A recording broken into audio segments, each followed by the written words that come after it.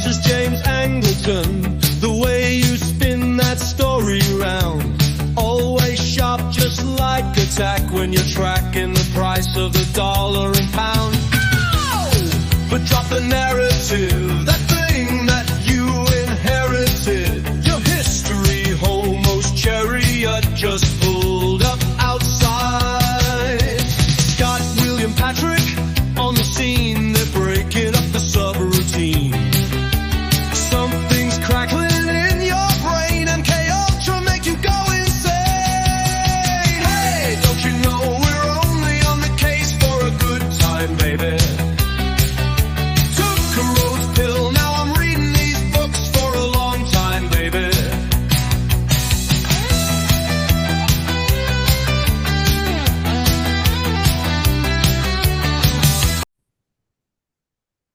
Three, two, one. And we're live. Welcome back to the show. Joining Patrick and I this week is return guest and friend of the show, Anthony Raimondo. Welcome back. Thank you. Glad to be here. Welcome. Anthony is always a great person to have on the show, and he also, incidentally, also picks excellent topics. This one, now I'm not actually, I don't want no docs here, Anthony. I do. Yeah, are you originally from the area that this story pertains to? I grew up in Southern California. I'm not worried about doxing myself. I mean, I use my real name. I figured. I was sort of I kidding, grew up. but...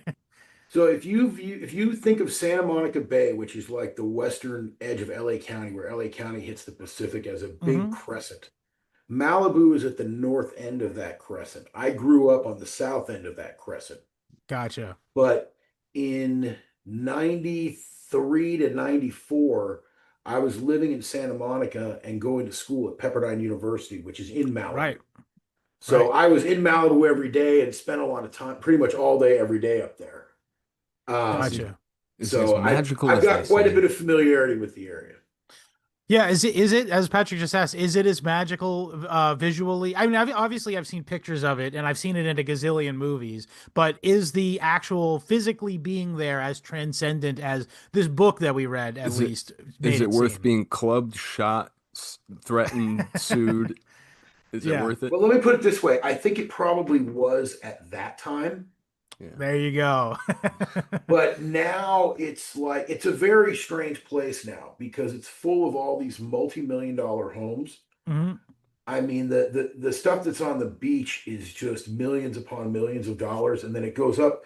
So you have Pacific Coast Highway, which is one of the things we're going to be talking about today, that runs along the coastline. Yep. And there are houses on the ocean side of that coastline that are right on the beach that are like movie stars and Hollywood producers and Beverly Hills plastic surgeons and people like that. Yeah. Larry Ellison from Oracle. Yeah. Those kind of folks. Yeah. As you go up the hillside, they are still multi-million-dollar homes. But one of the strange things about Malibu is I don't know if the data backs this up, but I bet it does. I think it has more drug rehab and like inpatient psychiatric facilities than I've heard as such as well. Because they take these mansions and they turn them into these like drug rehab facilities and like inpatient psychiatric facilities for the wealthy.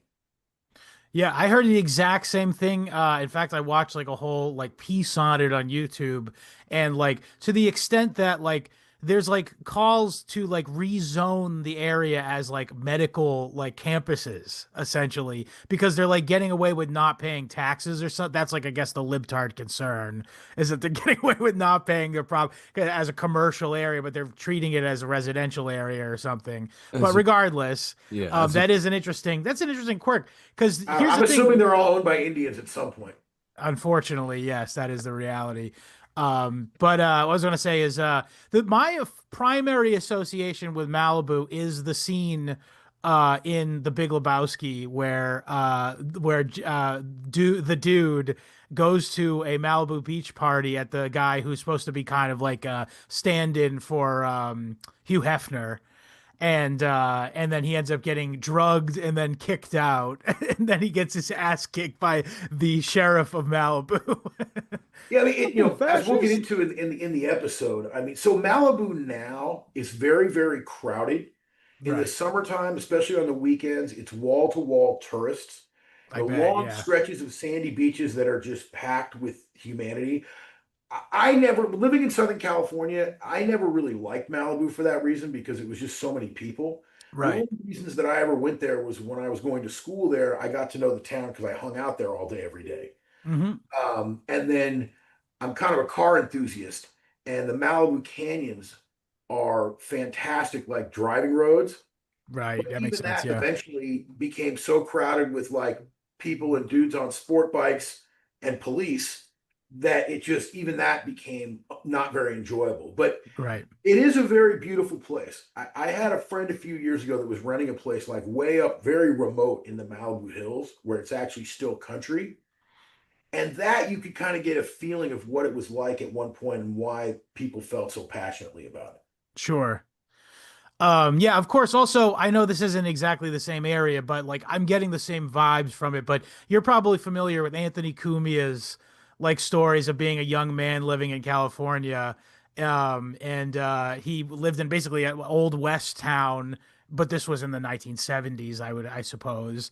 But it's the place where the swallows come back to. What's the name of Right, that San place? Juan Capistrano. San Juan Capistrano. Yeah, it's where he lived in the 1970s, and he described it as being like it's as if the old west survived somehow until the 1970s, which is like amazing to me. But like it's places Right. like that and like Malibu where that like sort of vibe and was able to continue on, sort of due to the fact that it was like very slow to getting developed, as I understand it, and based on the happenings of the book that we read, by the way, this week. Yeah, I mean, Which one? there was a very there was a it was both a rapid and a slow expansion in Southern California, as we'll get into. One of the reasons that Malibu was one of the later to develop areas because it wasn't very accessible. It True. wasn't easy to get to. Yeah. And some of these other places, like San Juan Capistrano, was somewhat the same deal. Is it was just out of the way of everything. Hmm. So there wasn't as much pressure for it to develop and grow until additional waves of urban growth pushed in that direction. Righteous.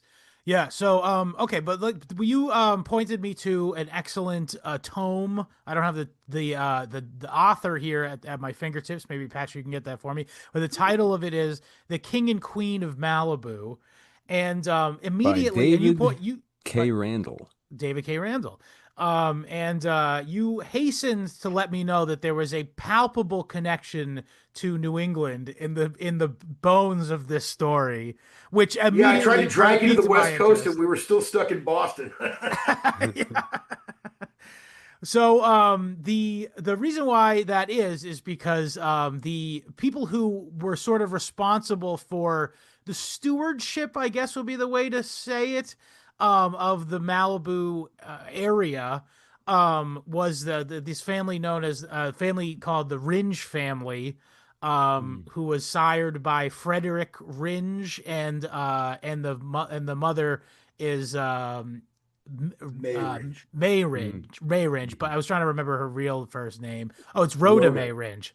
Yes. Yeah. Rhoda May Um, Night Range. right, night. Well, that's important actually. The night connection. But anyway, so yeah, I'm familiar with the Ringe family. Because they are, specifically Frederick Ringe, the guy who we're pretty much concerning ourselves with here, is a massive influence on the city of Cambridge, and like every single public building in Cambridge, not every single, but pretty much every single, is made by him in like the late 1800s after he like inherited his father's immense wealth. Also, by the way, I also knew this, is that his further one of his furthest ancestors is this guy named Captain Daniel Ringe, who is the namesake of Ringe, New Hampshire. By the way, shouts out. I think we have some listeners in Ringe, New Hampshire. Also, I have an uncle who lives in Ringe, New Hampshire. um, Is he the listener? no, Oh, I all don't think. I right. think he's a little bit too Ted Cruz to appreciate our show. But shouts out to him anyway. But yeah, Ringe, New Hampshire.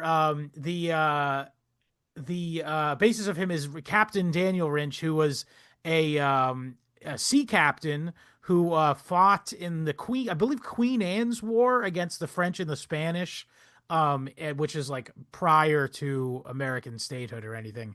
very, very far back in colonial history. And but yeah, so he that was the scion sort of of that family. And the but it culminated in Samuel Rindge, who was a very, very, also very famous and affluent man in Cambridge history. Was a banker, of course, back when banking was restricted to certain races, by the way, I should mention. Yeah, um, his early life is just fine. yeah, well, like I said, he's a sea captain descendant. But yeah, so maybe not the most affectionate father. I found yeah, that part very funny that he may have been lacking in some regards, but he was very motivated. He was perfectly happy to teach his son bookmaking and bookkeeping, which yeah. I just Well, this image. bookmaking and bookkeeping are two very different Yeah, you're paths. right. Absolutely. He wasn't Italian. He didn't learn bookmaking. Fair enough. Fair enough. Yeah, their last name wasn't Gutenberg either, but they Bookmaking, yeah, I got you hey there. now, all right, That's a listen, triple entendre now. forgive me. Yes, it is. But I this image flashed in my head of just the old man in the chair like this, staring at his kid across this dark room, and he's like, "So, boy, you like money?" And the kid made something in the affirmative, Well, and he's like, "All right, here's math." in Which, Samuel's defense, yeah, all of his kids kept dying horribly, so true. Yes, Very, right? very And sad and true. Frederick was the one who lived, who wasn't supposed to live. Mm. right.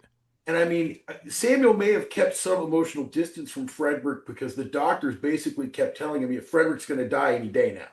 Yeah. Right. And all of his Yes. other children had died, so he didn't have any reason to believe that Frederick was going to survive. Yeah, this was a time period in which, child mortality was not good. It was not like a good, it was not a good prospect. And like, all of his siblings, I believe he had four other siblings that had perished Yeah, to 4 or scarlet 5. fever, rheumatic fever. rheumatic, several of them were both actually. But Oh, okay. yeah, he suffered from rheumatic fever and survived sort of miraculously, honestly. Again, he was sent away to go live in different places for his health, which was, again, at the time people believed that you had to get good air in order to not die of various So diseases. true. Love it, so true. I Yeah. stand behind that 1,000%. Absolutely. But yeah, Good smells are healing, sure. Yeah. that's so like literally is true. Yeah, get him out of Boston. Yeah, that's an Yeah, I mean, I idea. will say today Boston is not like an excellent smelling place. So I mean, just speaking experientially. But what was I gonna say? So yeah, I agree with you. I agree with you, Anthony, that there may have been some trauma there based in the fact that for Samuel to not want to maybe get close to his son. Being that he every time he previously had, the child would perish an early death of despicable hygiene hospital. Ugh, I don't even He want to think probably about it. didn't, It's terrible. yeah, he probably didn't even want to name him. He's like, give it a few years. Yeah, like it's in Like, what's Vietnam. the He's like, point? he comes out of his mom and he's just like, "Don't even tell me your name, kid." It's it's why I said boy, by the way. So Yeah. boy, you like money? Because also, by the way, when the kid survives, to stand up on his 2 feet, he ends up being he had a job as a boy, literally running around, running Listen, as a spoil the gopher. child. Spare the rod, spoil the child. Yeah, listen, yeah, I'm sure that's a hectic gig, running around the factory floor. You're the gopher, I guess it was. But Yeah, either well, way, listen, they had a Protestant work ethic. we're gonna get to that and what that Yeah. has to do Well, with anyway, anything. so was a affluent family. It seemed like everything, the world was in his oyster essentially because his father's name His opened any door cohort. he could possibly want to. Yeah, He I ex don't think you can underestimate that this was one of the wealthiest families in America.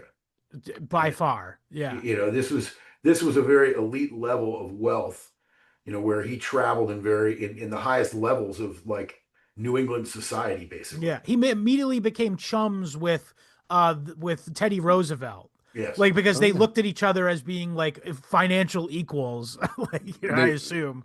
they were both coughing very hard but like trying not Yes, to show it. famously, both of them are sickly gentlemen. Yes. Well, they were in the right Ivy League social clubs and all that like Right. weird Hasty blue blood pudding. New England shit. I make the Shouts out, awards Hasty for Pudding. I make the awards every year for the honorary hasty pudding theatrical like honoree every year. Who it's always some Hollywood actor. I thought you were Um, kidding when no, you of course told me not. that. Holy, No, I mean that's so we are funny. the only award maker in Boston, so I mean, I'm gonna do it. But yeah, no, but yeah, joined all these elite clubs in Circles, within yeah. Harvard. The Um, institution of 1770, which apparent its only apparent purpose was to perpetuate itself by, the yes, purpose of it is to pick the next members. right. Well, I mean, that's just like that's Very like a funny. secret society kind of thing. It's like the whole thing is the membership is the activity, I, just being a part of it is it's really who you know. yeah. This is how you become this guy. This is how you become like a figure, a massive giant figure on both sides of the continent. By Is the way, rubbing elbows in this manner in a fucking stupid club that literally does nothing. Obviously they jacked off. the Hasty Like Tasty Pudding Club. What do you think Well, that? it sort of it comes through in the book that Frederick's like his father was really like a hardcore like businessman and industrialist, but it Steph. seemed like Frederick's greatest skill were these like social relationship building and like passing the test at each level of this like social hazing to rise to Yeah. be connected to the right people, including Teddy Roosevelt. He's a looker too, by the way. He rocks male pattern balding in like an excellent way. Like it, I like honestly, it's obviously in a time period in which like the full head shave was not like an option because of like cultural norms or whatever. This Mm. guy looks just, he's like Jason Statham. And they mentioned in the book that he was a very sharp dresser as well. Like he liked Yes. clothes, Nice. spent money on it. I mean, if you Of got it, course. man. Hey, flaunt And it. he did. If you got it, flaunt it. Why not? Yeah. And there are a lot of admirable qualities to this gentleman that, I like him. Yeah. Yeah, I mean, it's interesting. I think, especially when we think about what's going, some of the folks we know of today, Frederick Ringe felt like blessed by privilege in a genuine way. Yeah. And like, he wanted to use this wealth and power that he found himself in a very, I mean, he was a very religious man and he felt like, God had put him in this place to do good with this vast wealth. Mm. Right. Uh, Yeah, He no, he he was religiously speaking, he was kind of anyone's dog for a bone kind of thing. Like you could see him going through the various different phases of his life and being interested and involved in different religions or whatever. yeah. But I say that to say, in spite of the fact that he didn't have like firm, like theological ground to stand on, he seems to have been like genuinely philanthropic his entire life. Again, like this like enduring monuments today in Cambridge, like their library is still there, all this stuff. And like that, and I think he was like one of the first public libraries, if I'm not mistaken, too, uh, or at that scale anyway. You know what I mean? Mm. And so again, it seems like a guy like had a firmly moral orientation his entire life, if you get what I'm saying. and maybe it came from having been so sick and not knowing how long his I life think would be. definitely But I think, it was also of that time that like he wanted to like make a mark and be a man of history. Like, true. I think that was sort of a spirit that inhabited that time.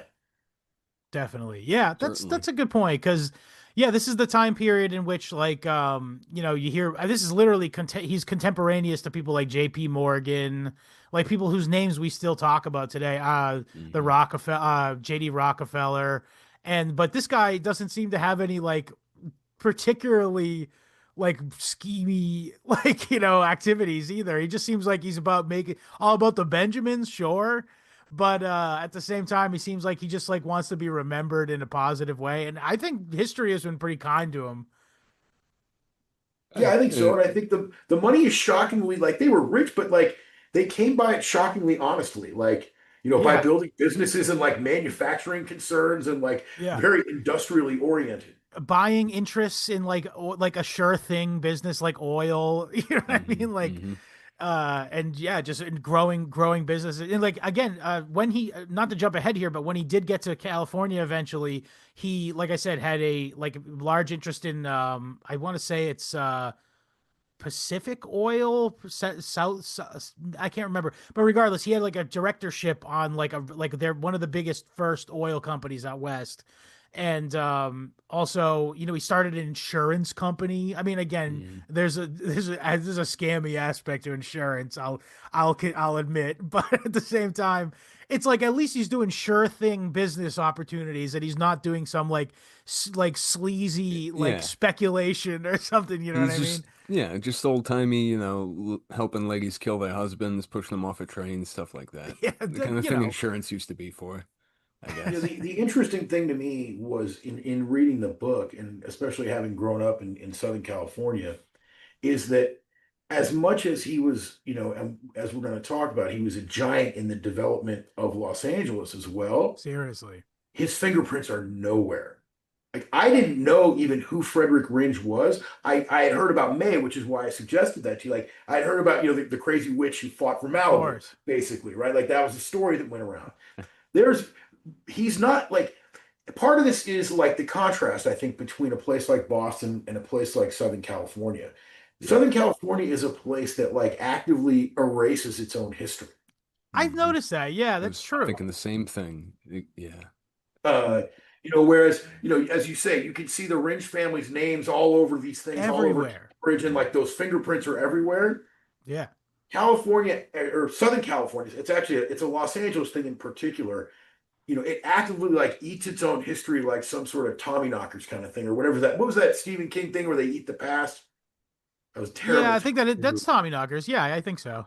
Whatever. If I want, somebody will get it. We'll fix it in the comments. But Fix it. it's an interesting contrast between Los Angeles and Boston in the way that Ringe family name still looms large in Cambridge, Hmm.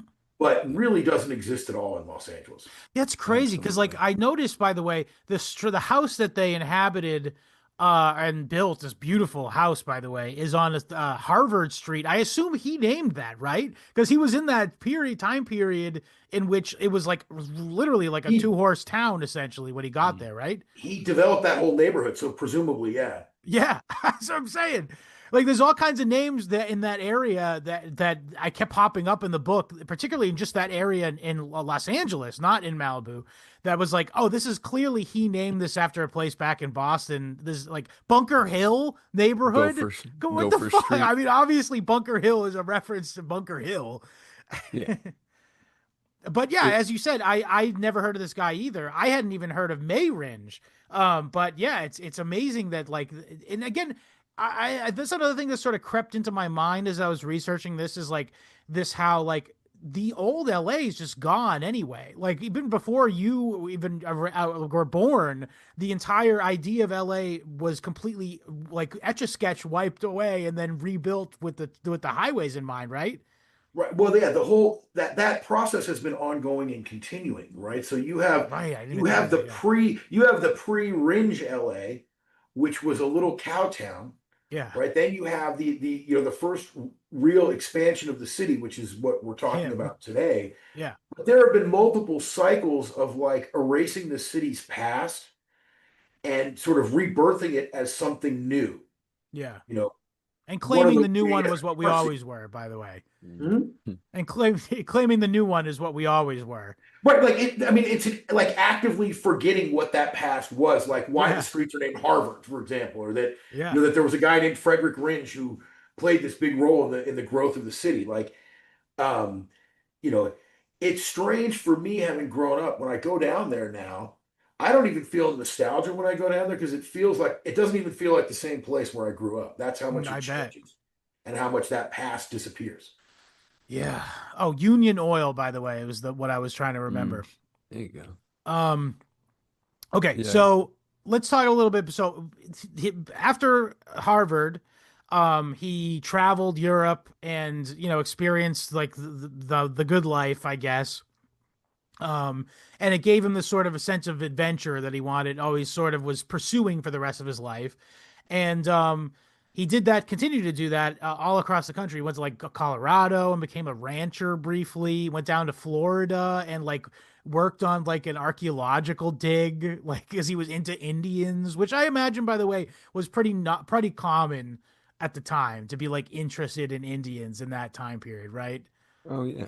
You could get pictures of them and stuff, it's the biggest thing. Yeah, they still exist. Yeah, that's Yeah. right. They don't just own casinos Hey, or honey, just be alcoholic. do you want No to go offense if we down to have the any. circus and see the Indians?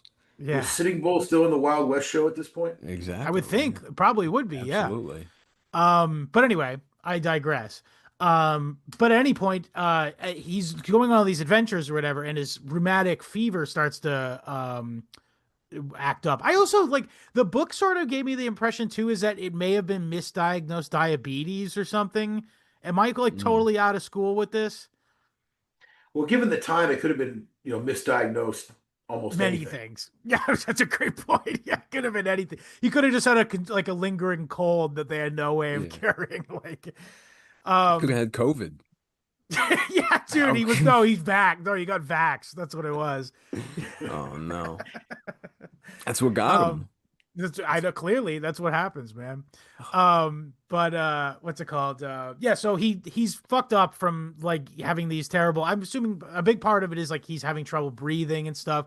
So he hears of this woman who is a like faith healer who is based in Northern California or Central Hmm. California, actually, I think, but northern than more north than Southern California. Yeah. And he goes to her, and she I don't want to like speak too much on this because it didn't spend too long on what her whole shtick was as far as like what her because it wasn't Christian Science.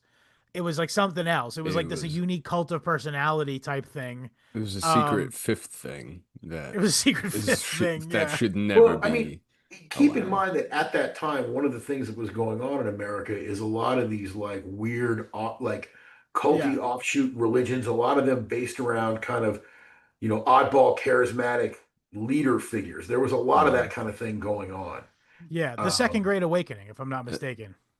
Yeah, the book makes a point to emphasize this is falls well within that period of time, and you have everyone or from doomsayers, and this is right around when Joseph Smith is concocting his master plan and Righteous. so on. Yeah, so um, but this lady, she seems to be all right compared to those guys. Yeah, she seems like she just wanted to like make a good living.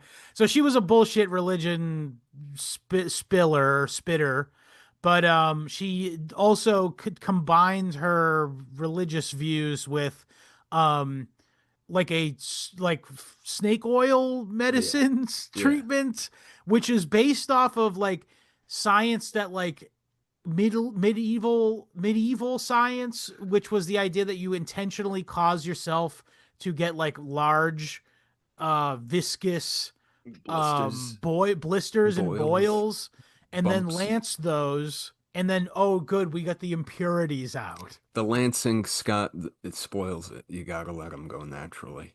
That's how you really get it. I'll defer to you next time I've Listen, got a what a massive horror. boil in my chest. if only we The had known during COVID that boils were the solution. You know yes, what? we You don't want to. You're gonna get kicked off of YouTube for doing alternate medicine. we should have been boiling ourselves. That was That not would have. medical advice.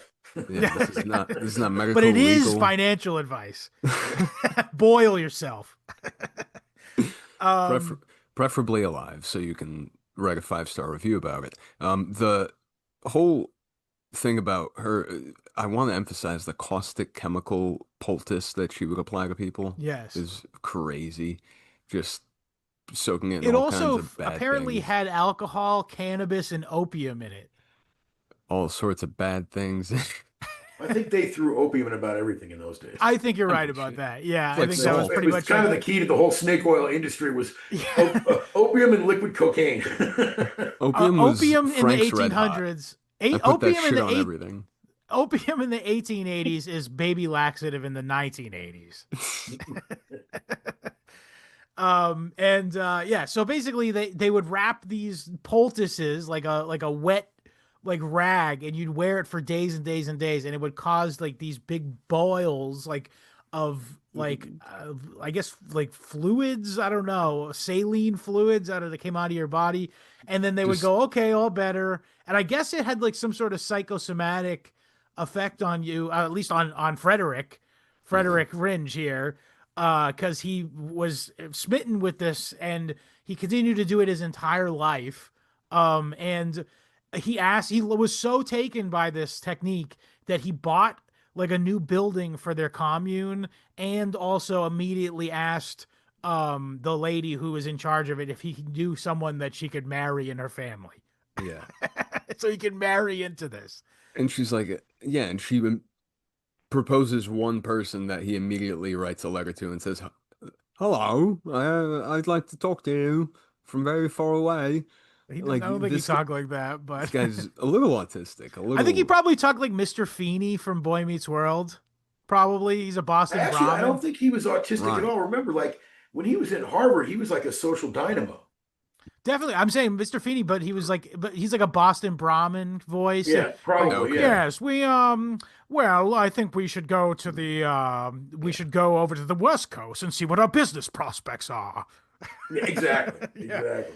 Now that mess with the Spaniards is over, yeah, Guadalupe, whatever the fuck. Yeah, he is a very adept mover and shaker, it seems. yeah. He Throughout his can't life. lose. Yeah, until, Well, it's all his the body gives out on poultices him. got the best of him. Probably. I imagine it probably wasn't good for his overall health, like the just put your body through shock like that, like routinely. Can you Well, it just sounded think? agonizing. The way it was Yeah. described sounded just Mm. agonizing. I Yeah, guess they at the time they probably went off of the maxim like if it doesn't hurt, it's not working. So they're like, this is really working. that's what my barber says, and I don't appreciate it, Yeah. frankly. Every haircut sucks. But anyway, so anyway, he meets Rhoda May Knight. And she's the last daughter. No, she's the youngest daughter of like 10, if I'm not mistaken.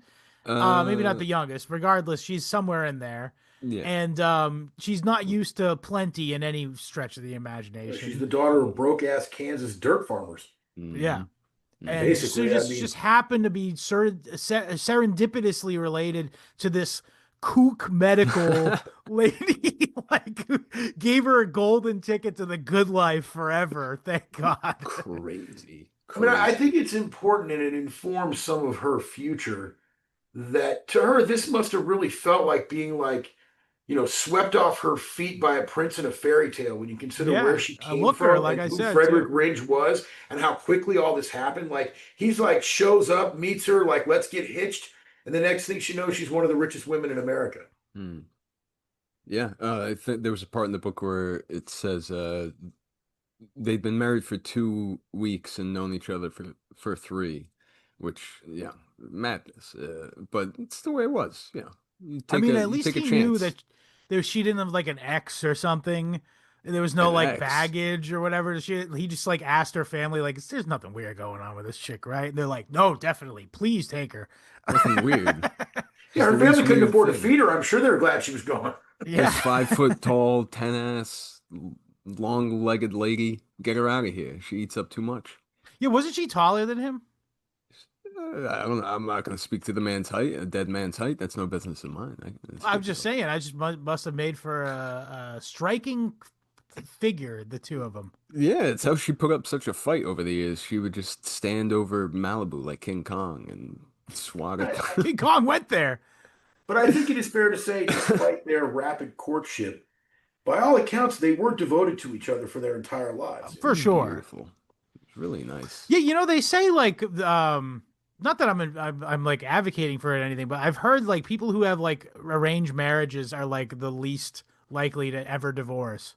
Well, I mean, that might also not be accounting for certain variables and And they also like restrictions. rate themselves as happy. I don't know, man. I'm not saying I'm advocating for it. I'm just saying that I think there's a No, we lot. do. We advocate for arranged marriages on the Okay, History fine. We Homos advocate pod. for arranged marriage. It's fine. I'm advocating for arranged marriages into cult families. Okay. Yeah, And Yeah, I think what? that seems to really be the ticket here, is yeah. that she was related to a cult leader. That It- oh well, and that cult leader thing, and there's other odd, creepy, spooky echoes throughout this. I mean, the Anthony, I think you mentioned earlier the huge concentration of drug rehabs in Malibu now. There's other pockets of the U.S. like that, a lot in Florida too. oh yeah, Um, Florida. Yeah, that seems to be like a something that there's a, pardon the pun, I guess, an easement on that sort of thing in those areas, or it's, some kind of more organized thing. But either way, yeah. um, Well, like I said, no, no, no. It isn't. There isn't an easement. That's what I was just saying. I watched like this piece on YouTube by a libtard who's like rip shit that all these people are operating like medical facilities in a place that's zoned for residential. And they think that like, oh, they're getting away with not paying taxes or something. So yeah, there is something going on, I think. Like goodness gracious. Well, yeah, so that, and then the fact that, oh, what was it? The Playboy Mansion was built with like the Playboy Mansion spooked out second to hell, man. that was built on the Ringe And property. you don't really have to try hard to convince me that any place that employs like therapists and mental health professionals is up to no good. Yes, I mean it's an easy sell. What is that? A haunted house? Oh, I thought it was a haunted house. It's a mental health clinic. Oh no, it's the Playboy Mansion. It looks Oh, like a haunted house, but actually, you know what? I guarantee it is haunted, actually, in some capacity. And this is speaking well, from a strict ghost disrespecter. Scott There's does not. certainly there are certainly concentrations of bad karma in that building. Definitely, definitely, without a Yeah, doubt. yeah. We talked about. I mean, you know, let's do a flashback to what the land was before Ringe got there, and it was Yeah, literally one of the most violent places in the country, and continued to be for long after. yeah, it was the old Um, West. yeah, You the ever read last. Blood Meridian? Remember, that's what I was thinking of. Remember? Yeah, I dude. was thinking about Blood Meridian when I was thinking at the beginning of this part. They like there's like feuds and like there's all kinds of like terrible. That's bad juju, man. Plus the Indians live in there too. You don't think they were sitting around the campfire singing "Kumbaya"? I don't think so. Well, I mean, yeah, you don't even Well, have not to to. mention, as all these Americans were heading west, there were already a shit ton of Mexicans there, It's Oh true. yeah, Yeah, it was Mexico. right? hmm So I mean, there it was a was. lot of violence and a lot of conflict.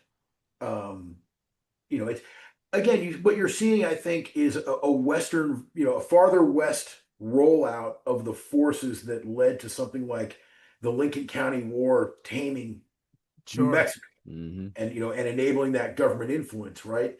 You see this East Coast money influence from a guy like Ringe, this like civilizing force coming in and just sort of strangling out that, violent, chaotic tendency.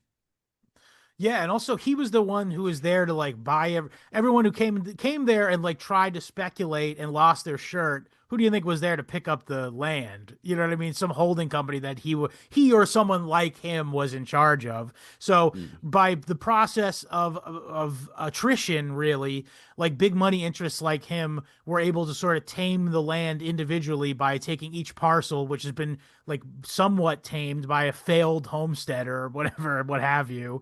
And yeah, that's it seems like the story that like the story of how Ringe tried to the Frederick Ringe tried to maintain control over Malibu once he got his hands on it.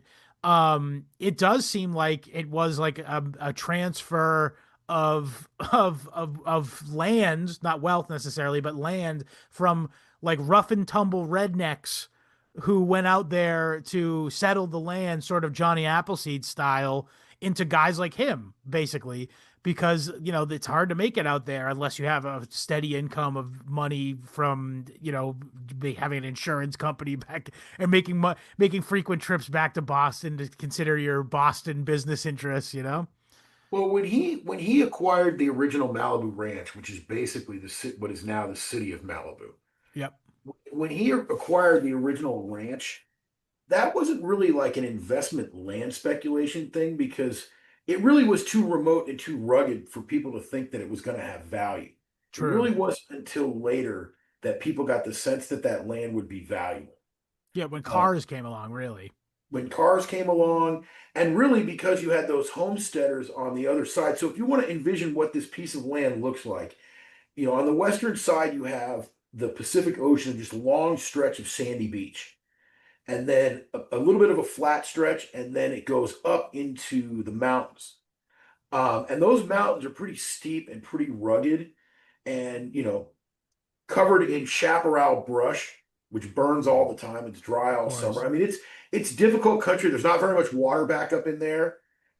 It's a very very rugged place, and so really the initial push was those homesteaders that were still up there behind the Ridge Ranch, wanting to be able to cut across the Ridge Ranch to bring supplies through the most direct route. And That eventually, like you said, when you got to the automobile, Yes. got to people wanting to do pleasure drives up there. That was the great equalizer too, because horses just couldn't hack it in this kind of like elevated turf or terrain.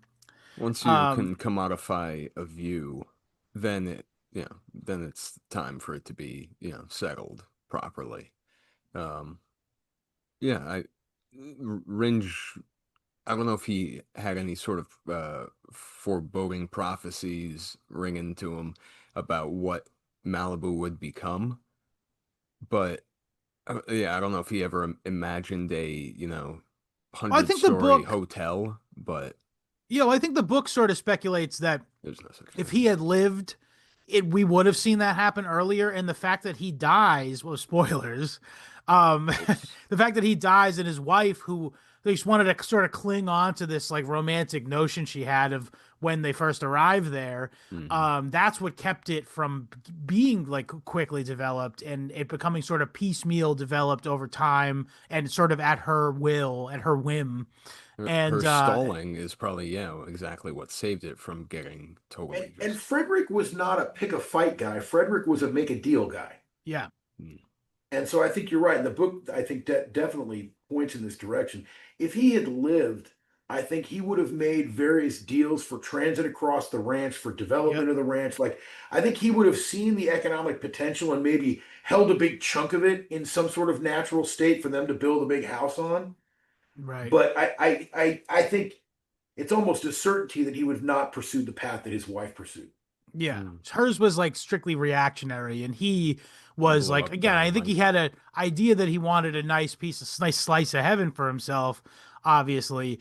But he when there was money to be made, this guy was not late to the party. Bashful. Like, Yeah. But yeah, I will say this: I have a certain bias. Like I have a fondness for May Ringe, yeah, and I, for I know sure. that what Yeah, she did was really, really self-destructive and a little bit crazy, and like it was ultimately it's kind of futile. adorable though.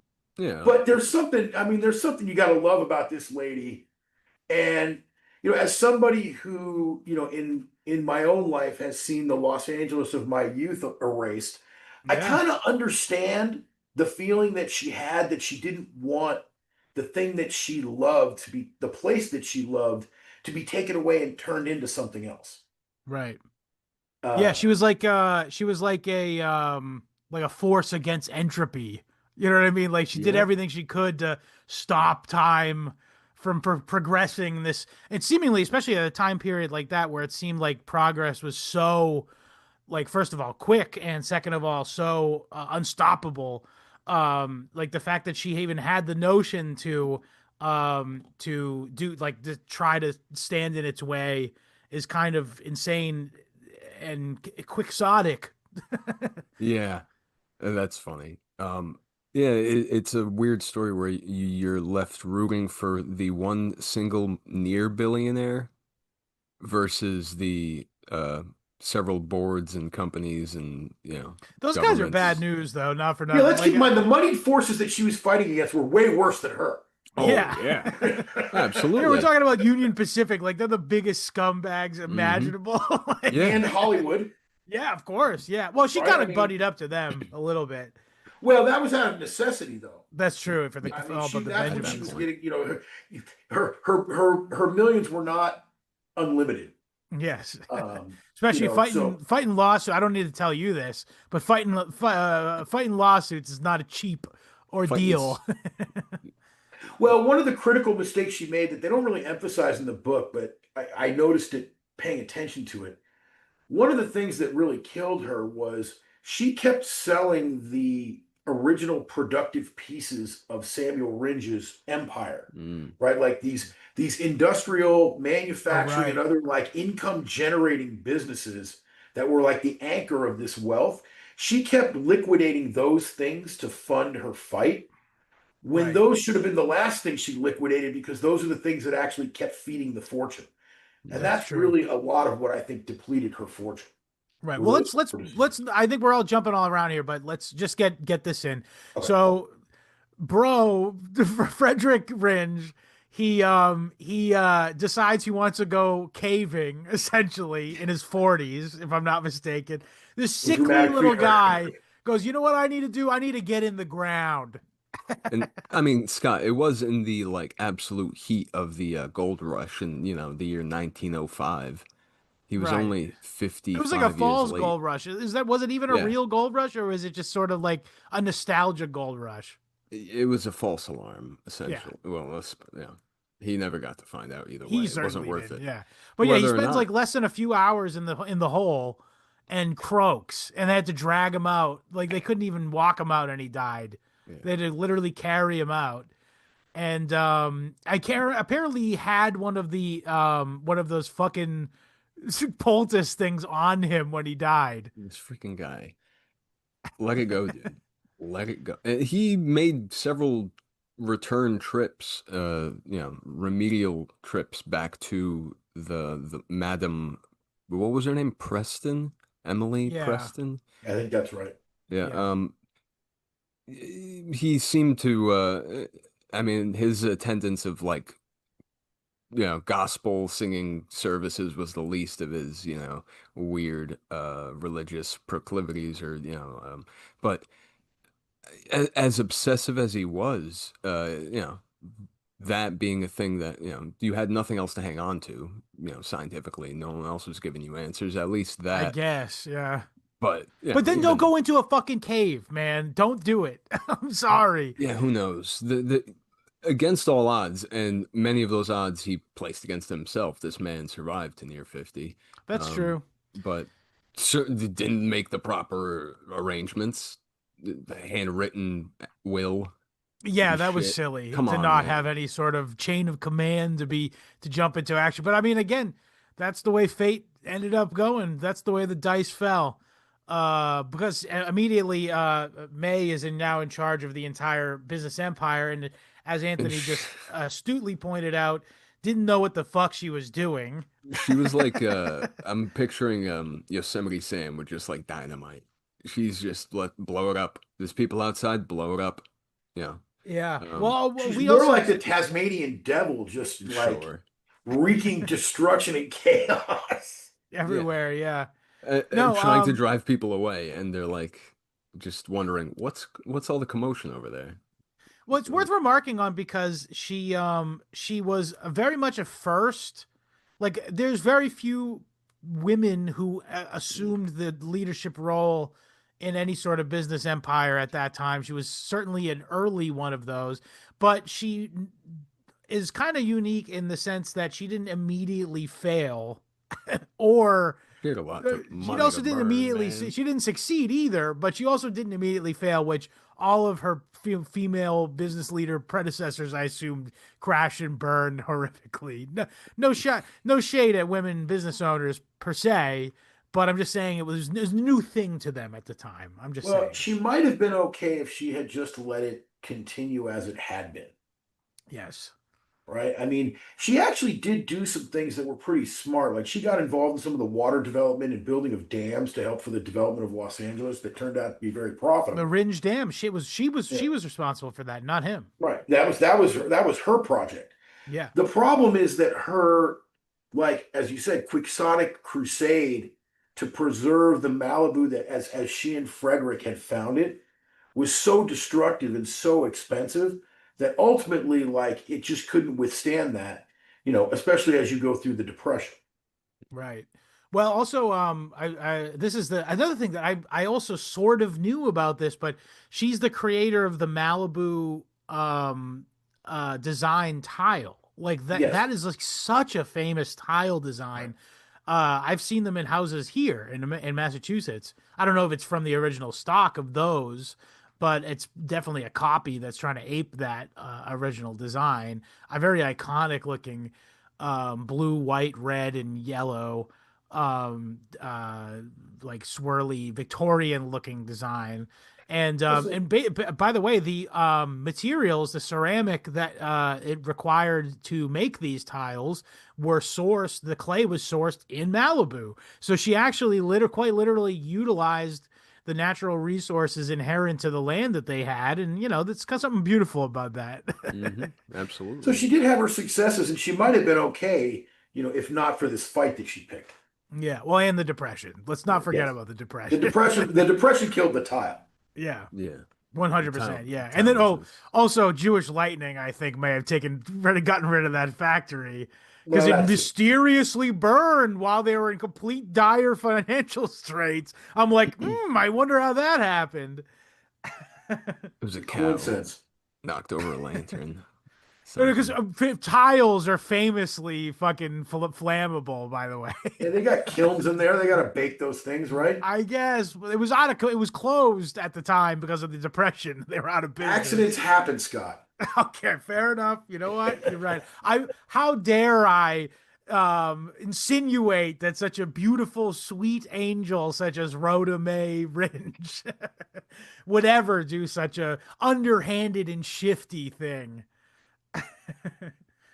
But yeah, so I also we forgot to talk about the fact that you alluded earlier, Anthony, to the fact that that Frederick Ringe, prior to dying in the cave, was like sort of like a go along to get along business guy, and he wasn't like he didn't have a quixotic bone in his body, like to the extent that he went into all these court proceedings with this Decker guy. I don't remember his first name, but I remember Decker because it made me think of Marion Decker.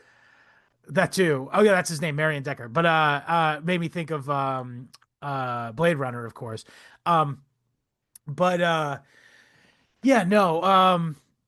There was so you alluded earlier to these homesteaders who were on the other side of Malibu, not in the section that the original Rancho Malibu where they had bought. Um, and but the problem was all the main roads that led into Malibu were onto the original land grant, the Spanish land grant that the Ringe family had bought. So this put these guys in like a pretty awkward situation when the Ringes said, "Hey, we're gonna put up gates to not let anybody into Malibu whatsoever." And these people were like, "Well, we were literally here before you, bro. Fuck you." I kind of see their point. Maybe I wouldn't go to the extent of like burning their fucking house down, which is like what is insinuated that this Decker guy may have had a hand in doing. But I get being pissed off about it. But yeah, so they put these gates up, and there was like this whole ado about how there was keys that each of them were able to access, but how fucking undignified is that to be like allowed to go? This dickhead who owns the gate to your land, you have to be like, "Oh, please, could I get the key to go home from I'm going into town?" That Well, that's sucks. which is why Marion Decker said "fuck you" and he just tore the gates down every time he got a chance. Based, by the way. But yeah, I mean, as much as I like Rhoda May Ringe, I got a lot of love for Marion Decker as well. Who Same, honestly, same. Decker's the winner in this story. Yeah, he got to keep his land. The last Decker sold their last property in Malibu in 2018. Wow, really? Oh, that sucks. They Yeah. should have kept it anyway. There was like a little cottage up in the hills that they sold for like 2 million bucks. The last descendant of Marion Decker. What did they do? I'm sure it went up their nose too. This sucks. Man, I mean, at the same time, I am like it feels good to know that it was that recently, but at the same time, it's like it would be great to know that they still today held that land. Yeah, I mean, the original Decker Ranch was like 160 acres. Oh, And that's I pretty think big. bits and pieces of that got sold off over the years until this little piece with a little cottage on it was all that's left, was all that was left. And then the last one left in 2018 when they sold it. Damn. F. I'm pressing F to pay respects to the Decker family. But yeah, so but they did a little bit of lawfare in court between Ringe and Decker. And in the throughout the entire time, Ringe was like willing to like do any sort of thing to get this the problem to go away, and definitely didn't have like an obstinate aspect to him whatsoever. Well, he He was just wanted throwing to, money at these homesteaders. yeah.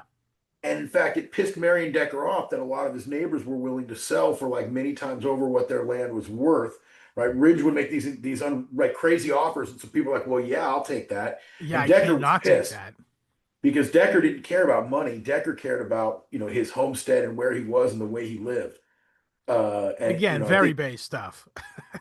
I think he didn't like these highfalutin East Coast aristocratic people. I think you're on to something with that too. I think there was a bit of resent with this Johnny come lately here showing up and buying all my neighbors that I liked out, and now I'm the only one true defender left. Yeah, just totally setting off a domino effect of ludicrous land Yeah, prices for years to come. That's a it's good easy to point pick a too. side. It's easy to pick a side between May and sort of the money developers of LA. It's a Yeah. lot harder to pick a side between May and the homesteaders because those homesteaders are Yeah. pretty sympathetic. Like Yeah, for sure, for sure. Decker's pretty And likable in this whole thing. Oh, I agree. And but Patrick brings up a good point too, is that these high inflated prices were having an outsized impact on like the entire economy of LA. And people were like flooding when they see shit like that happening. People are like, I gotta get down there, and then there's not enough room for everyone to have a homestead in LA. I'm sorry, it's definitely not now, but even then they had problems with it. And the unstable nature of the economy back then too. There was certainly like many booms and busts that resulted in many people losing their entire fortunes. Not the fucking Ringe family, that's for shit sure, but for the average guy walking around, this guy buying up these lands at like massively overstated prices, that was not good for the average like consumer too. So No, I see that aspect of it as well. But yeah, so he's dead. Okay, we jump again back forward, but he's dead now, and he invents the Malibu tiles. And this is the interesting thing is, so he dies, and Union Pacific's like, okay, sweet. This widow is gonna be no problem. We just need to horn in, start building. We got to put in right of way requests to the state. And but little do they know is that in the like first few days after Frederick Ringe dies, she jumps right into action and hires like guys to build 1,000 feet, if I'm not mistaken, mm, of train tracks on her land, and also retroactively put in the right of way request to the state, which effectively blocked every other train trust. Which, by the way, it must be stated here that these guys are like the megacorps of the time.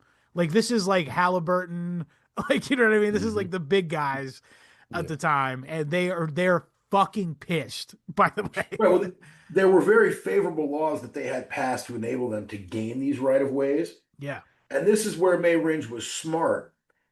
There was a loophole that the railroads had put in to protect themselves from each other because they were all such fucking snakes yeah, that they built into it that you couldn't get the right of way anywhere where a railroad was already being developed. right, I didn't So like that. May had built her railroad that she never intended to complete and never intended to go anywhere, just to keep them out in perpetuity. yeah. And Incredible. the 1,000 feet is all she ever built. In fact, and again, this is an unsourced YouTube comment I read. I read a YouTube comment today that said, "I'm from Malibu, and you can still see those 1,000 feet of tracks to this day peeking out of the sand over the years." Because I guess it over the years sand and shit had covered it, but after the fires, I guess you could see them. Mm. So that's an interesting. I don't know about in the interim. I mean, the sand shifts a lot, but you could see them when I was a kid. I mean, that was part of how I Damn. heard the story. Was like that's what these tracks were. Was this crazy lady had built them when she was Yeah. trying to keep everybody out of Malibu. To checkmate the Union Pacifics of the Hey, world. But yeah, so that was a brilliant masterstroke on her part.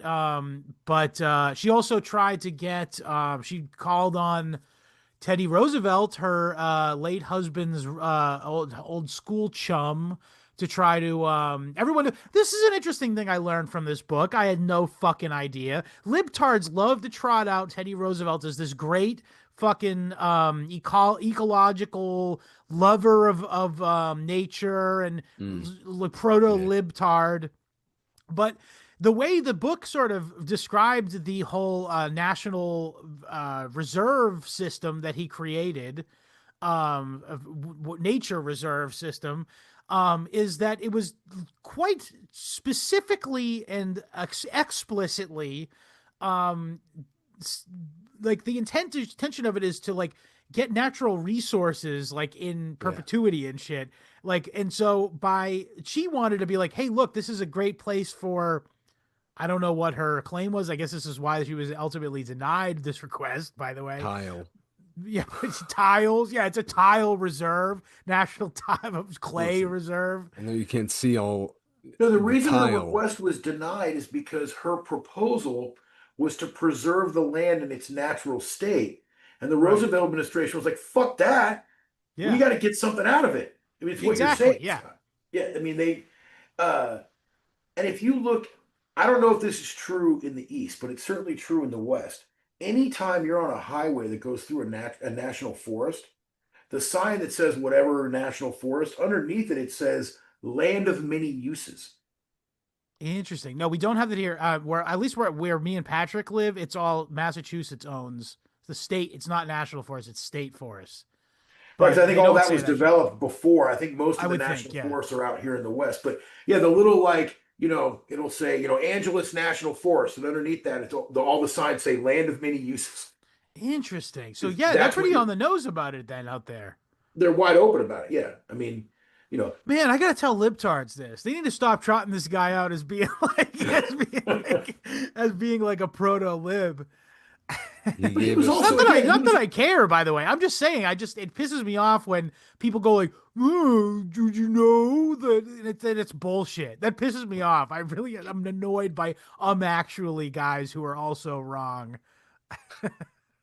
and again, he was a man of his time. And part of the spirit of that time was a very much like a go getter, you Yeah, know, the Mm. West will take over the world and we're going to build great this things is and the we're going to do same great things. ideological group of people who are like, yes, we need to implement what's the word when they like selective breeding and shit. Oh, Eugenics. eugenics. Yeah. Eugenics. These are the same people who are like, eugenics is sick. We got to do this. We got to start neutering people who are below 100 IQ. like, But also let women vote. It's like, what are we talking about? What kind of well, there's a chaos? reason Trying to behind the rape. reason behind that is because women voted for like socially progressive things first Yes, of of all, course. but more so it was also very much intertwined with um Protestantism because women who wanted to vote were overwhelmingly Protestants who Mm. were anti-drinking and pro-temperance. So the reason why they got the women vote was simply to be able to get the sort of agency with which to make the what Mm. do you call it, the prohibition movement. Yeah, a mark against Mr. Ringe, frankly. Him entertaining this nonsense when he's decked out in opium Yeah, bandages. cures. Yeah, All that's a right, good cut point. the Yeah. shit, So Fred. yeah, Patrick's referring to the fact that while Frederick was alive, he offered to make up the tax difference Yeah. between if they were able to ban alcohol sales in Los Angeles, and I guess he did. So at least he Yeah. put his money where his mouth is. Yeah, it's a weird something I caught myself doing was whenever like you said, Anthony, it's hard to figure who you're rooting for at any given moment. It's literally moment to moment. But the thing with their situation is if you shrink it down, yeah, it's something that you could relate to and um, really feel like May was in. The right. Yeah, absolutely. I mean, if you just had one spot, if you had one little spot in the world, with one decent view, and then someone Decent. comes It's supposed to be quite one, nice. There's um, only one good It's more photo the of it. view there is more than decent. I mean, it's a sure, very beautiful place. There's a reason why all these rich people are there, and it's I don't particularly care for it because of how crowded it is now, but the physical beauty of the place can't be denied. It's objective. yeah. Yeah, But I this saw the photo. story, Did yeah, sorry. I'm sure you're familiar with this, Anthony, but Patrick, did you happen to see the photo of that arch rock that was like just it fell No. apart due to natural causes, unfortunately, while Frederick was alive, actually. But damn, that cat has gotten fat, dude. Uh, Nimble as hell, though. You see yeah, this I'll guy? say. Give him a few more years, he'll be stumbling everywhere. But anyways, there's this arch rock, which is a naturally formed like circle out of the sheer cliff face. It's fucking amazing, and it's so awesome that they happen to have invented cameras in that just in the last few moments that it was possible to capture an image of this thing, and it's pretty awesome. It's just amazing that it's that also is like a feature on this obviously beautiful vistas and Mhm. white sandy beaches, soft, no rocks. I don't know, Anthony, if you've ever gone to the beach in Massachusetts, but it's like sharp granite, like for the most part, jagged pieces of granite that are going into your feet essentially. But I mean, the water's nice. I'll give it that. So, The water here is cold, but Yeah. the weather's nice, and I mean, I can imagine it was it must have been, especially in the springtime, it must have been really beautiful there when the hillsides were green and there's tons of wildflowers. I Right. mean, when you see like the wildflower blooms in Southern California in the spring, it really is a beautiful, spectacular thing to see. Absolutely. I can And again, I've imagine. only seen pictures, but I have to imagine it's even more majestic if you see it in person. Yeah. Um, but yeah, so anyway, so basically now the advent of the car happens, and now people are trying to do lawfare essentially on her because it's now become feasible for the average person to just trek out there and do some damage. Uh, Oh um, man. and so what happened was a number of And the county wants a road, and the state wants a road. right. Well, that I think they more so than the road being the end result that they're looking for. I think the big thing was they knew that this would lead to further subdivision down this far down this road that this could be. They know Right. that the inevitable result is this going to be subdivided and turned into profitable tax revenue because people are going to want to live in these gorgeous vistas or whatever. And yeah, also I believe they had some sort of they had some interest in like just cutting her out essentially and selling all that land up to uh what do you call it, railroads too, to a lesser degree, because that was like a huge business at the time. I'm sure like the government was like sick, we could really make out if we cut out this dumb old widow from her land. I have to imagine that was in everybody's mind. And But anyway, there were other stories that the book found worth mentioning that were probably in her mind of other widows and yeah. inherited fortunes and estates and die Yeah, of what's strychnine Stanford, poisoning and the shit. Stanford University widow? Lady, She got yeah, poisoned in Hawaii or something. that sucks, man. Like just a bottle of whatever the hell I don't It know. was just Just a water. It was water that was packed in a bag for her all the way back in California.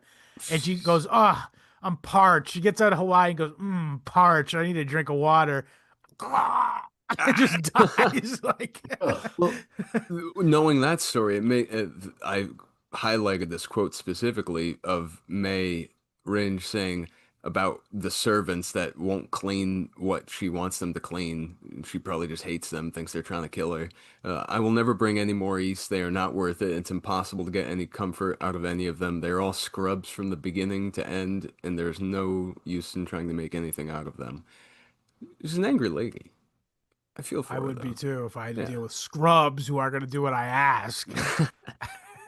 I mean, So I mean, the fight that she was in now is basically like a two-front war. Like she's fighting Right. this sort of public pressure for access for And the cars government itself. and the government itself. At the same time, she's still fighting with these homesteaders for access across her land. Right. mm, And by the way, this is like an Ouroboros. They're feeding each other with like these. The newspapers hate her. By the way, they have nothing nice to say about her. They're calling her an old witch who's like scaring people off, like Scooby Doo off the land and stuff. And to Well, make she was matters waving a gun worse, at people pretty frequently in those days. well, that's true. Yeah. So she took to wearing a gun on her hip and giving her whole family guns to brandish at people hell yeah, dude. when they came near the land. So yeah, you're onto something with this because maybe it wasn't totally unjustified to describe But her as she such. did. She was at a point probably the most hated person in all of California. That's crazy. She didn't do nothing. She didn't do nothing. She didn't do nothing, clearly. I mean, she could have done less, frankly. She Yeah. just wanted to be left alone to sing karaoke in her basement. So true. Just like She- every other. Yeah. May Ringe, Randy Weaver, the Branch Davidians, we speak of them in the same breath. Fair enough. The folks at the Battle of Athens, Georgia. That's a Right. throwback. Yeah. Yeah, never forget. Had that on the mind during this book too. That's a really deep cut episode, folks. For those, That's the pilot. No, it's episode 1. Sorry. Jeez. But Is that out there? it's still out there. Yeah. But anyway, so what was I gonna say? Yeah. Just So what imagine. happened though is basically the government won essentially over time as they Yeah. eventually penetrated her legal defenses and year by year. It was like, if I'm not mistaken, it was $1 million a year in legal fees that she was paying, or is that the It was- adjusted amount? It was years and years and years of litigation that ultimately reached the U.S. Supreme Court. And the case at the U.S. Supreme Court established that a scenic road can be a justification for eminent domain. Mm. So before this, the government had to show some sort of necessity Right. in order to eminent domain somebody's property. And here there was no necessity because the road wasn't going to really go anywhere at that point. It was Right. just going to go up the coast and stop.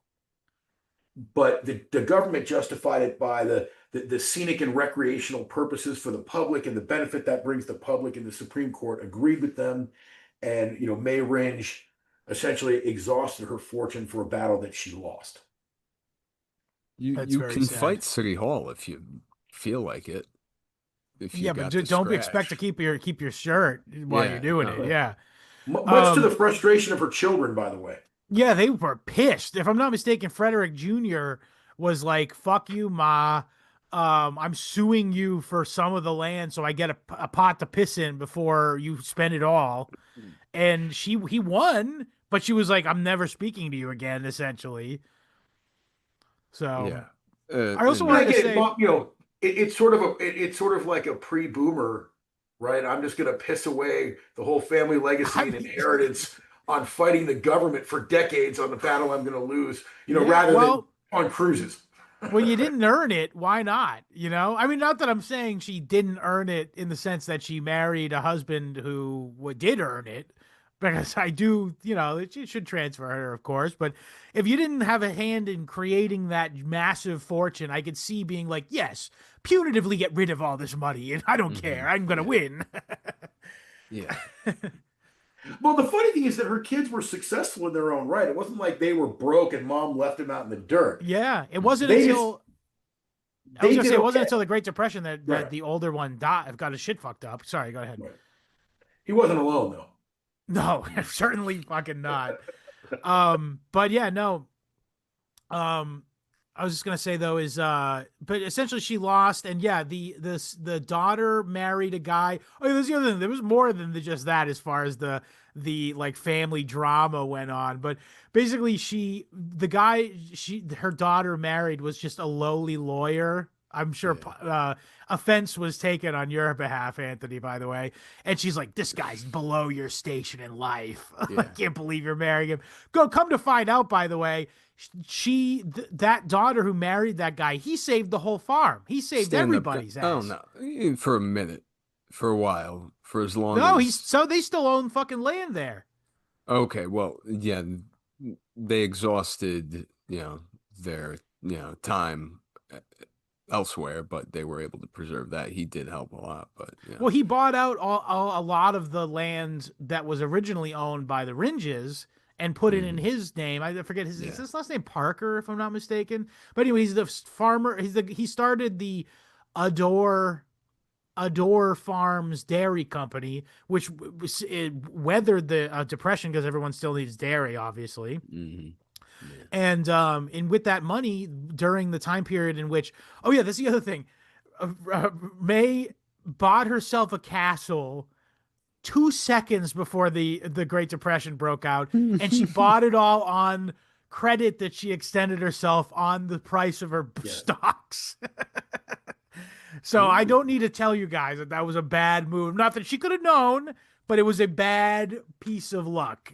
I thought she built it and it was extravagantly expensive, the construction of It didn't even this get massive finished. house. Mm. They never finished it because the depression blew up the whole project. Yeah, and the fact that she didn't have the actual cash to actually buy it, she was buying it essentially on credit based off of her future earnings on the stock market, which, as you pointed out, Anthony, she already liquidated all the really genuinely productive aspects of the fiscal empire. Right. The stuff that might have withstood the depression and carried them through. Oil, you ever heard of it? Right. And instead all her money was in stocks. And well, you know how that went. Didn't go good. Mm. The Adamsons. That's right. Okay, so I'm looking at it here. So the Adamsons was the lawyer, the guy whose name was Adamson. He bought up a bunch of their lands, and it became Adamson land. And to this day, those people still own a good amount of Malibu, as I understand it. Also during that time period in the 20s, if I'm not mistaken, they May, because she was eating absolutely bleeding money, said, I got to get some income here. I'd like to start a like sort of residential colony on the land.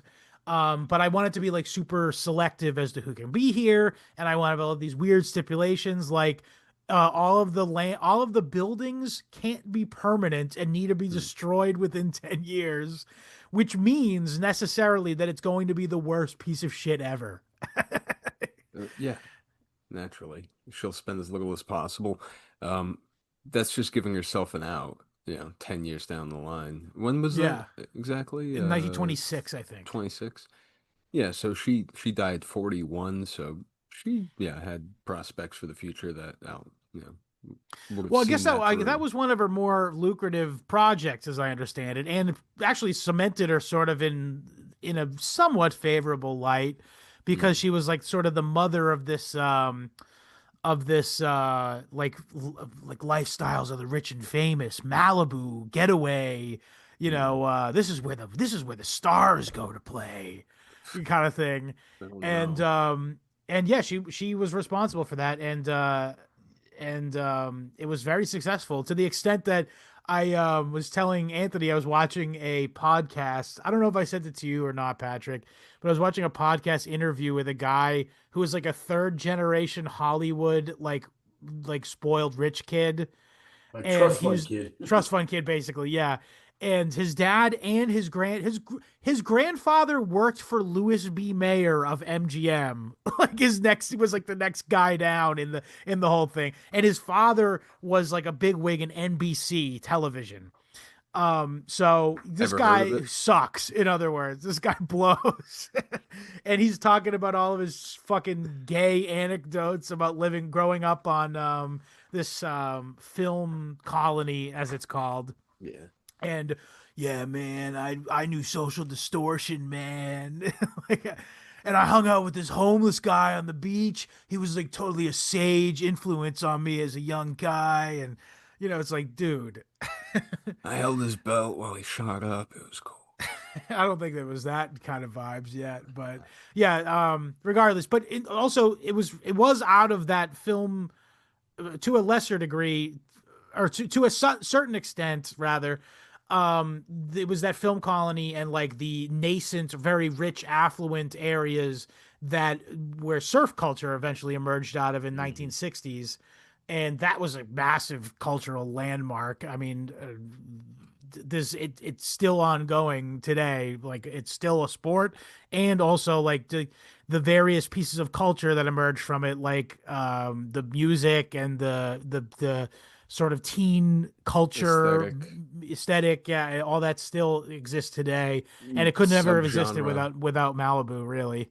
like, I mean, surf film, surf music, but even that, there is so much of culture that is like very quietly trying to Evoke emulate that that. Yeah, nostalgia. Yeah. exactly. I'm probably the only one here old enough to have watched the reruns, but famously Gidget was set in Malibu, and that really cemented Malibu in the pop culture and that whole surf music, I'm surf movement familiar of the with Gidget. 60s. I've never actually consumed it, but I am familiar with what it is. And yeah, that must have been like a huge shot in the arm to that whole, It really associated Malibu with surfing at a time when surfing was a hot pop culture commodity. for sure. And plus the Beach Boys, I believe, lived in Malibu, if I'm not mistaken. At one point, yeah. Yeah. Yeah, very big. And it was definitely name dropped in Jan and Dean songs. The For best thing to sure. come out of Malibu was Malibu's Most Wanted, the So Jamie true. Kennedy feature film. I don't know. I mean, without the Chevy Malibu, we wouldn't have Repo Man. Ooh, shit. My man Dang. just hit us with the truth, Duke. I'm starting to see the lattice of understanding. Yeah, I The just heard lattice somebody of just walked in coincidence with a that plate of connects us shrimp. all, my friend. Yeah, there it Somebody just walked in with a plate of shrimp. is. Um, yeah, no.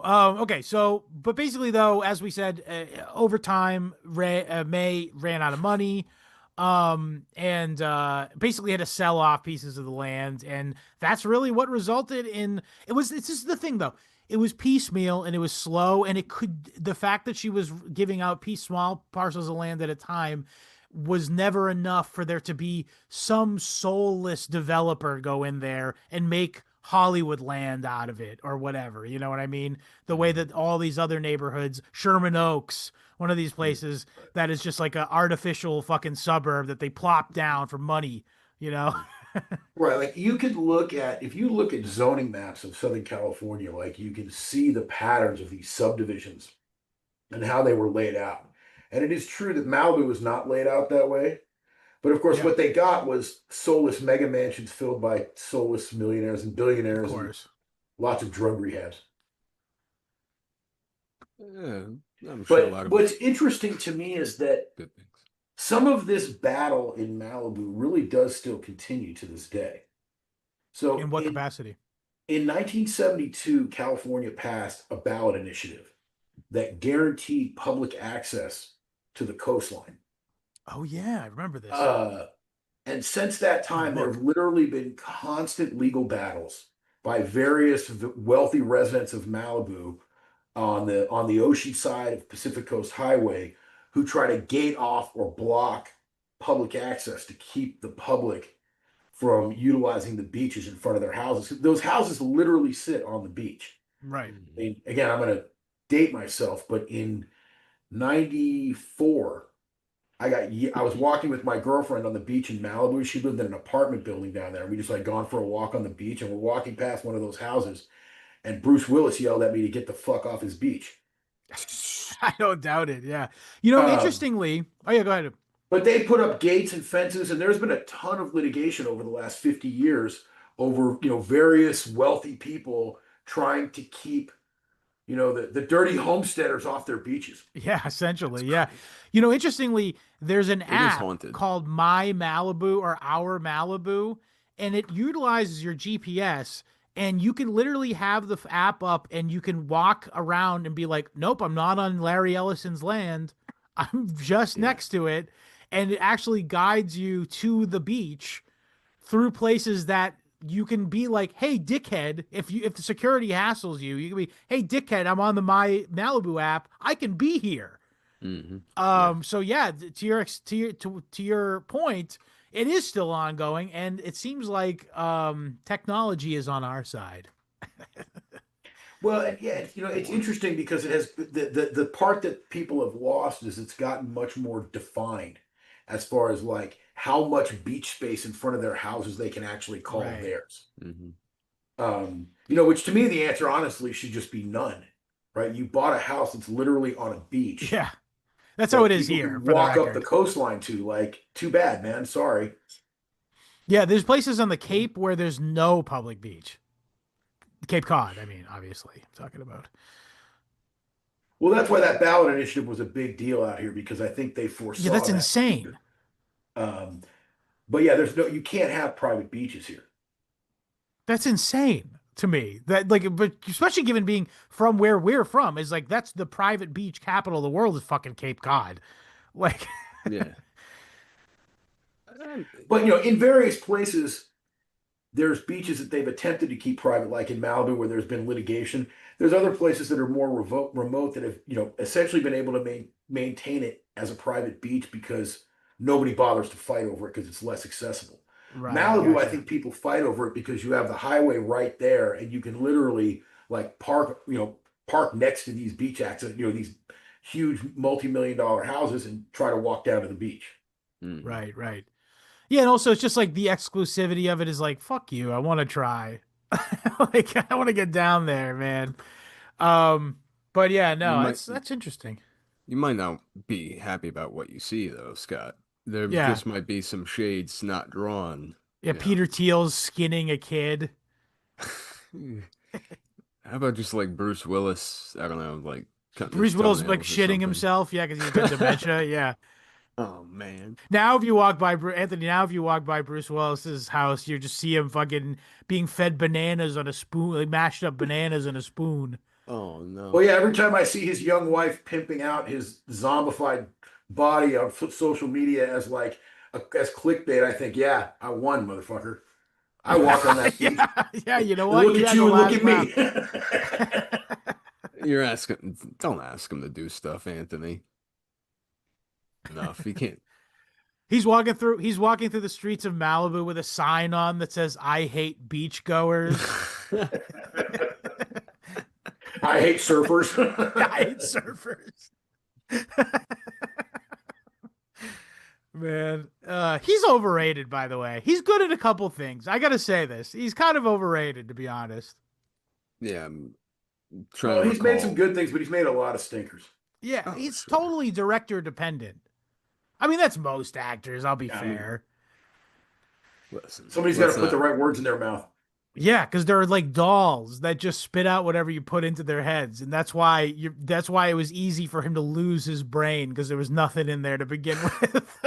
Which, by the way, is one of the reasons why Malibu attracts a lot of tourists, but it's also why if you grow up in Southern California, it tends to be a place you don't like very much Yeah, because a lot of Hollywood people do hang out there. of course. Like, I mean, you'd run into Those people people like suck. I ran into Jack Lemmon at the deli, Nice. getting a sandwich for Well, lunch. Anthony, would you like to would you like to get some roast beef?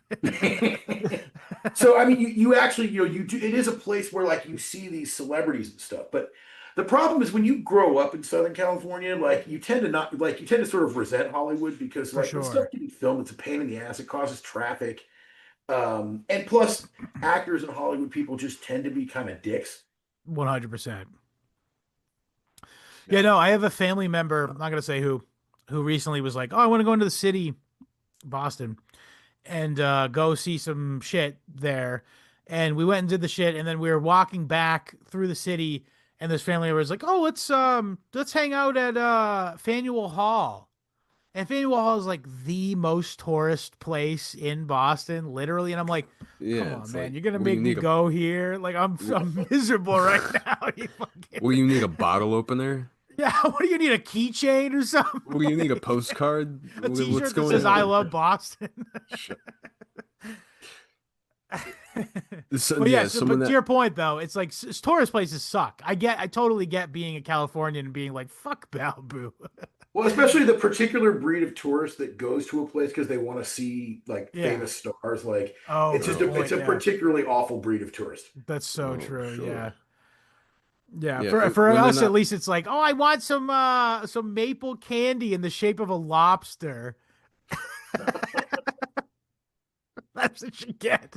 That's what you get at Faneuil Hall. listen, that's not I mean, I want frankly, that's overpriced food court food. Ooh. oh yeah. um, How about eating shit on some cobblestones? How about that for I an do like me a afternoon? good cobblestone. So You I know I me and the I, I cobblestones. I think the lesson of May Ringe is that history stops for no one. So true. You can't stop time. You can't stop time. With all the money in the world, all you can do is slow it down. Sure. History is haunted, apparently, where the same thing just is going to happen again and again in the same place, like Malibu. Uh, Yeah. that whole Western, deal is the blood was soaked in blood. The land was soaked in blood for hundreds of years before any of this calmed down enough Even yeah, have people able to for even people to be. sustain themselves there. Yeah. Yeah, and for us to even start to have these problems, but ultimately it's still just as there's as many knives in people's ribs as ever. People are A still lot of getting holes out in the desert. So true. You Jew motherfucker. All right. Anyway, Anthony, what would you like to promote to the peeps before we hit the road? Is there anything else? But before we actually do that, is there anything else you wanted to get out about May or Frederick or the kids? Or because I feel like I there's do. maybe something I'm forgetting, but I don't think so. No, I don't. I can't think of anything. I mean, I think we've covered it pretty well, and in a way, it Again, is kind of also, a just thanks tragic for picking this story. topic. I was really interested in it, by the way. Yeah, Absolutely. I didn't know anything about Frederick or the Boston connection at all when I suggested to you. I just knew about May, and just I only knew what I had heard. I'd never. I mean, there was like every once in a while there'd be an article in the LA Times, like remember the fight for Malibu Right. kind of thing. But I didn't know any of the backstory or details of the whole family, so that was really interesting. And I really enjoyed the book. I mean, I would recommend the book to anybody just because I thought it was a fun book. Yeah, Yeah. no, it's a quick read too. It's nice and short. Especially after I just read Ivanhoe. Like Ivanhoe is like 8 times longer than it. So I was reading this, I'm like, this rules. I'm just I can, flying through it. I can hold this with one hand. This is great. Yeah. Um, But no, I here's also wanted to say is that this also piqued my interest in the whole California water wars thing, which of course I love the movie mhm. Chinatown, and I knew it was based on real history, but they sort of obliquely reference it in this book, talking about that Owens Lake area, which was a really prosperous agricultural area just north of LA, as I understand it. And they said, yeah, fuck that. Drain the lake and make it a salt flat, and it's so we could have uh, Globo Homo Metropolis down in LA instead. Drainage. If you Hey, recall, they got to put a Five Guys somewhere. So true. you Yeah. should put one closer to me. Uh, Drainage, Scott. That's what it's all about. Have we done Drain. a There Will Be Blood episode? We have not done a There Will Be Blood episode. We could do a There Will Be Blood. It's I was saying very Anthony good should come back. We stuff. should talk about Water Wars. Anyone time you want to talk about the water development of the West? I mean, All right, it's it's a a date. fascinating That's the next subject. time. That's what we're talking about It next is time you come on. very good. Well, thank you for having me. I really My appreciate it. pleasure, as always, my friend. And I what would you like to promote to the peeps? Just if you want to check out my kids' music, my younger son is Wumbo William at Wumbo William on Instagram and various streaming platforms, and my older son's band is called Broadbent, also on Instagram and every other kind of streaming platform. Check them out, support them if you're in Pomona, California, or North Texas, go check them out when they perform. Shouts out to them. It shouts out to Wumbo William and his new album Frankenstein, I believe is the title, right? Yep. Very good. Yeah, so thank you for coming as always, Anthony. Great speaking with you. For us, www.historyhomos.com is the RSS feed. We're also available on iTunes, Spotify, YouTube, Odyssey, Rumble, BitChute, Rockfin, and most importantly, if you like the show and you want more of the show, you want 100% more of the show, go to www.historyhomospod.substack.com. That's www.historyhomospod.substack.com. And subscribe to our Substack page. You can see this episode and all of our normal free episodes there. But if you would like to support the show and also get more of the show, that's the best place to do it. That's the only place to do it, frankly. And yes, subscribe to our bonus content. It is another episode per week in addition to this one. So, and other than that, follow us across social media at History Homos Pod on Twitter and Instagram. At time of recording, still the friendliest place on the internet. Our group on Telegram, t.me/historyhomos is the channel. T.me/historyhomos chat is the chat. By the way, I just want to say this. I got a message today from someone who came into the chat last week, and in the first hour of being in the chat did not say a racial slur or some kind of slur, and I booted him assuming that he was an Indian scammer. And he messaged me today on Instagram to say, hey Scott, I tried to get into the group but I had a busy day at work, I wasn't able to say a slur, so I was booted. Could you please let me back in the group? I'm making it right, first of all, just to get that out of the way. When he gets back to me, we'll figure all that out. But I want to redouble my intention for you to make sure you don't actually have to say a slur. Just make sure you know you're a real person. That's a joke we do with the slur. You're just gonna say, "Hey, I'm really listening to the podcast. I'm here to join the group." It's just a joke. Yeah, just don't come in asking people their social security numbers. How about that? That's not what they do. What they do is they say, "Hey, here's the same ad for a fucking scam gambling website." Over and over again. They do that. And so you got to understand, I have to get rid of these people. I can't have them like just doing that. So you got to get at my ass when you get in the group. This guy, he didn't necessarily hear this, so I want him to know that it's okay, and then we're going to work it out. But that's for all the rest of you. Now no you have squatters. No squatters in the group chat. Yeah, no homesteading in the group chat. No homesteading. And yeah, so other than that, if you got any questions, comments, or concerns, other than that, or if you'd like to buy one of the dwindling supply of t-shirts, email me your size and address at historyhomos@gmail.com. Die with dignity. Patrick, what would you like to say before we leave? Forget it, Scott. It's Malibu. Later, homos. I like that one. That was good. Bye.